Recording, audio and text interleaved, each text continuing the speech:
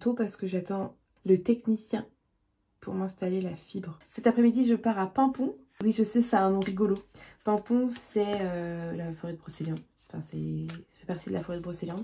Je vais aider une copine à préparer le salon de l'oracle et du tarot. Parce que je suis bénévole cette année au salon de l'oracle et du tarot à Paimpont. Je sais, ça s'invente pas, hein. Mais c'est la 3e édition. Et moi, j'avais été à la 2e. Et c'est cool.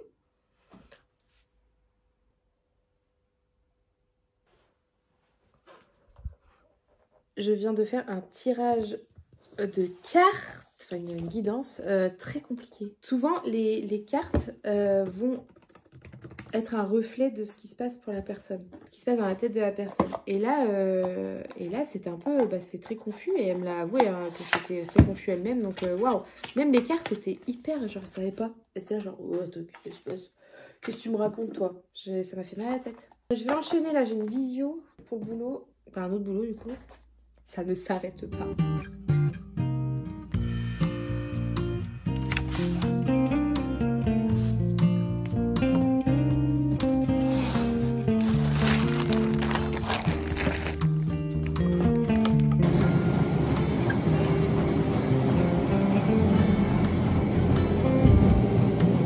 Ouais, on se retrouve encore dans la cuisine, ouais.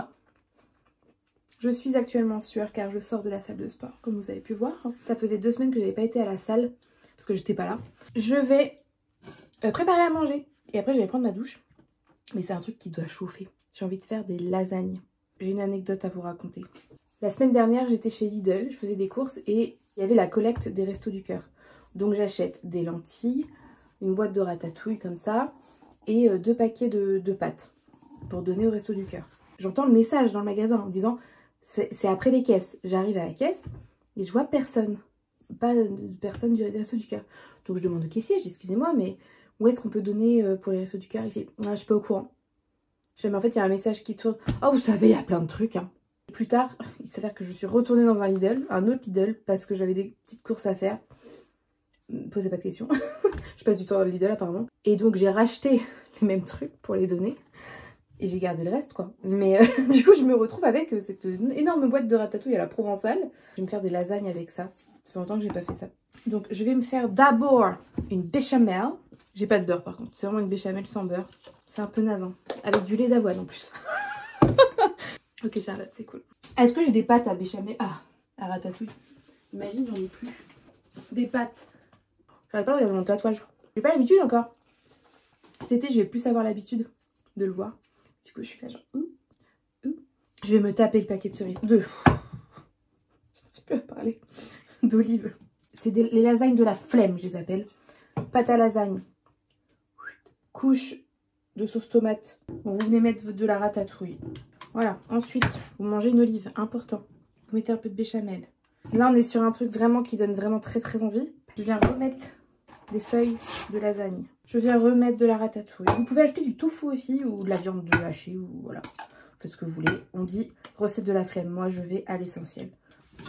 Puis la fausse béchamel qui n'a pas pris. C'est pas grave. Vous en remettez une couche. Ok. J'ai trop hâte de manger. J'adore ce plat. Regardez-moi ce plat. Et en vrai, ça passe. Ça passe. Moi, je dis ça passe.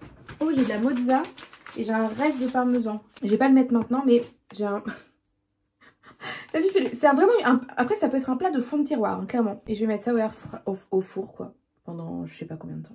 Jusqu'à ce que les pâtes aient cuites. Regardez-moi ce gros zinzin là. Oggy le gros zinzin. Oggy, tu viens?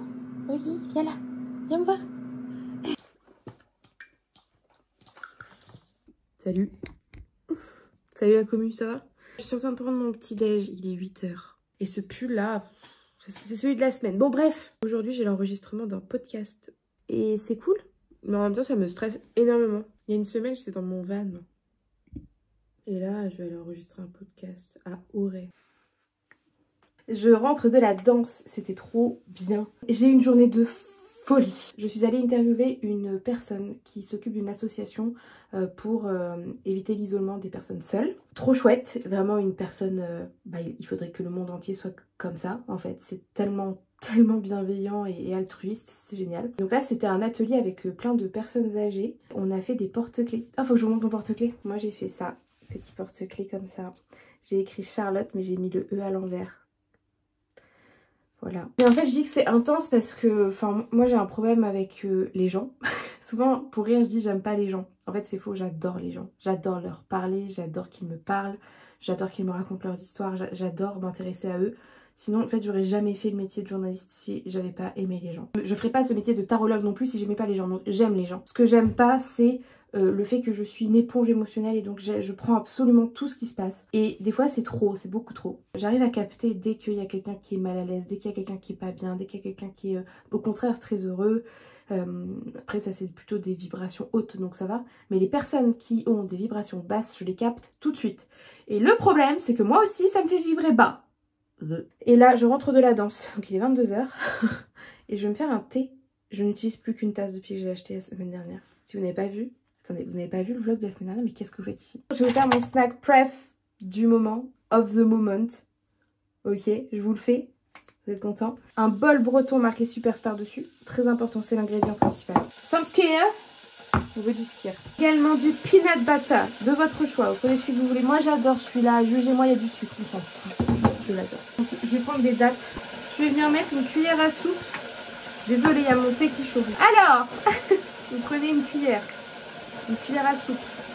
Vous mettez dans un petit ramequin et vous mettez ça au micro-ondes. Quelques secondes pour que ça fonde un petit peu. Vous léchez la cuillère. C'est important. Du skyr ou tout autre, du fromage blanc, des trucs, des yaourts végétariens, enfin vegan, etc. Prenez ce que vous voulez. On va en mettre un petit peu dans le fond là. Ensuite, pour un peu plus de gourmandise, je vais prendre des dattes. Et vous venez les couper en petits morceaux. Et vous les mettez dans votre skyr. Prenez votre beurre de cacahuète fondu. Moi, je vous conseille un truc, c'est de prendre ça. What is it? Prenez une maryse et là, vous allez venir... Comment dire, versez votre beurre de cacahuète fondu sur le skyr qui est froid. Et du coup, qu'est-ce que ça va faire? Bah, ça va solidifier. Ouais, je sais, ouais. Vous pouvez faire ça avec du chocolat aussi. Hein. Mais ça, c'est mon snack préféré. Donc, en fait, vous respectez, d'accord? Parce que je suis en train de vous montrer mon snack préféré. C'est vraiment mon snack préféré. I drizzle the peanut butter. Drizzle. Qu'est-ce que ça veut dire en français? Verser doucement, en petites touches. Oh là là, j'ai oublié mon français. On lèche la maryse. Attention à la maryse que vous léchez. Vous laissez un petit peu refroidir. Ça va durcir sur le yaourt. Vous me dégustez ça et on en reparle. D'accord? Vous pouvez mettre aussi des petits bouts de chocolat. En ce moment, je regarde les best-of des lives de Pierre Delahousse. Ça me fait trop rire. Voilà, là on est bien. Hello! Oh, oh. Bonjour, ça va? Je viens de faire une consultation de tarot qui était trop bien. Une guidance, c'était vraiment super d'ailleurs. Faut que je fasse un petit compte rendu là, donc je vais faire ça. Mais c'était génial. Et je suis passée à mon ancien bureau pour récupérer quelques trucs, notamment des petits oursons comme ça. Des petits oursons de chez Yvan Chevalier. C'est un grand chocolatier. Est-ce que vous voulez un fun fact sur moi? Mon grand-père vendait des machines à chocolat pour les chocolatiers. Et ma maman travaillait avec lui. Du coup, j'ai grandi dans les machines à chocolat. Ça sentait toujours le chocolat parce que pour réparer les machines, il fallait les faire tourner en fait. Donc c'était des tempéreuses, des enrobeuses, tout ce qui fait ça. Une tempéreuse, c'est pour mettre le chocolat pour qu'il soit à bonne température, pour qu'il soit bien fondant et brillant et beau. Et après, vous avez une enrobeuse pour enrober des chocolats. Donc je parle de ça parce que Yvan Chevalier, c'est un grand chocolatier qui est à Rennes, qui est meilleur ouvrier de France d'ailleurs. Pourtant, j'ai jamais été une grande fan de chocolat. Genre, je suis pas à me dire, ouh, celui-ci, il vient du Guaranja, je sais pas quoi, ouh, il est bon. J'ai aucune connaissance de chocolat, mais j'ai grandi avec du chocolat. C'était un peu Charlie la chocolaterie, là, vous dites. Charlotte et la chocolaterie, on peut le dire. C'est vraiment mon grand-père. Enfin, c'est bizarre. Oh, cet ourson sent... Mais ça sent le chocolat de mon grand-père. Ça, j'ai vraiment grandi avec cette odeur, sachez-le. Je vais manger son petit... Il a plus de tête. C'est terrifiant. Je suis allée récupérer. J'ai un pote qui m'a dit, t'es vraiment... Comment il m'a dit ça? T'es vraiment une vendue d'Apple ou quoi? Oui. J'ai dû tout racheter. J'ai dû racheter mon téléphone. J'ai dû racheter mon ordinateur. Bon, ça, c'était optionnel. Mais c'est mon cadeau de départ. Et j'ai eu ça aussi. Le stylet qui va avec. Donc, un énième unboxing Apple. Il a vendu. Ah, mon nouvel iPad! Alors, moi, j'ai un iPad. Hein. J'en ai un déjà. J'ai un iPad depuis peut-être 7 ans. 6 ans, 7 ans. Je m'en sers pas mal. Bah, vous voyez des fois dans les vlogs, quand je suis en van notamment. Bah, il s'est allumé tout seul, bichette. Je t'ai pas demandé de t'allumer. Attends 2 secondes. Attends, on n'est pas encore prêts, toi et moi. L'autre fois, je me suis dit, ben, je vais le vendre sur Back Market. Vous savez, où je vais faire un... Ils vont me le racheter, quoi. Je mets les infos, ta. Et là, combien ils me proposent? 5 €. Voilà. Mon iPad d'aujourd'hui vaut 5 €. Il fonctionne très bien. Mais aujourd'hui, je peux plus faire les mises à jour. Voilà, il est trop... D'où l'iPad qui se trouve ici. Hello, baby! Français. La France. Les Français de la France. Donc, on a le pencil aussi. Et ça, j'ai jamais eu de ma vie. Alors, vous allez dire, oh Charlotte, il te manque l'Apple Watch. Je n'aurai pas d'Apple Watch. Ça me gonfle. Les gens qui ont une Apple Watch, mes parents l'ont, hein. Mais ils sont tout le temps là. Le truc, il vibre tout le temps. Tu marches 20 mètres, la machine, elle se met en route. T'as un appel, t'as juste une notification. Et c'est horrible. Tu parles à la personne elle fait... Je suis déjà beaucoup sur mon téléphone. Et plus je suis loin des notifications, mieux je me porte. J'ai aucune notification sur mon téléphone, à part les messages et les appels, quoi. Stylé. Il est presque minuit. Je suis en train de faire une vidéo pour Insta. C'est un vlog de ma journée. Et je le trouve drôle et bien. Et j'ai fait, genre, regardez, j'ai fait un petit effet, je vais vous montrer. Regardez. Vous voyez là? Bienvenue dans ma vie de trentenaire qui n'est pas du tout esthétique. C'est vu ça? Esthétique. Non mais c'est fou. Ça, je l'ai fait avec mon iPad. Bienvenue dans ma vie de trentenaire qui n'est pas du tout esthétique. J'ai vu. Là, je vais essayer de mettre une chanson. Un truc un peu goofy, vous voyez? Vous voyez ce que ça veut dire, goofy? Un truc un peu genre...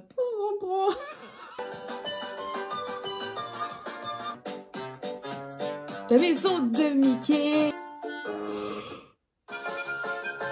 Si je mets Fanny, peut-être qu'on va voir autre chose.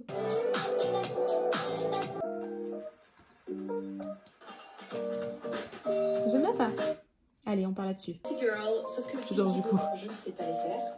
Je suis têtue donc... J'utilise CapCut pour les sous-titres. Ça, c'est CapCut pour ordi. J'ai la version payante, mais parce que les sous-titres, c'est vraiment un gain de temps. Et il n'y a pas sur Final Cut, parce que sinon, j'utilise Final Cut. C'est là-dessus que je monte mes vidéos.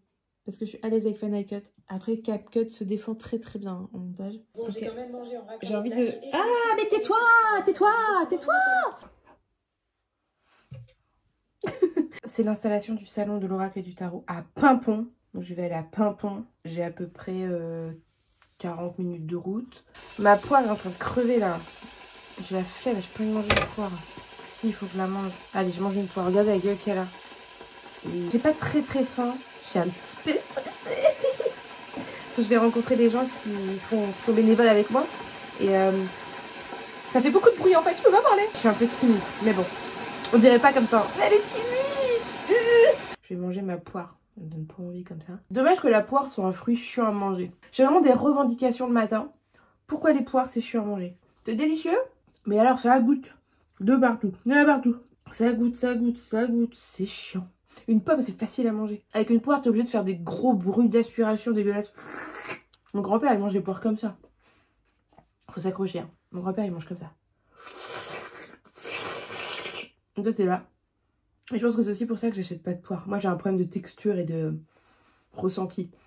Le pire c'est quand vraiment la poire elle a décidé de goûter dans ton pull. Franchement ça, mais genre vraiment je pourrais éclater la poire par terre. Elle m'a saoulée. Je l'éclate. Moi j'aime les fruits simples, ils se mangent facilement. Les pommes, les bananes, abricots. Abricot typiquement c'est un de mes fruits préférés. Tu le prends, tu fais paf, paf, oh, oh. Et voilà. Un brugnon, mais l'enfer sur terre un brugnon. Je peux pas, je supporte pas.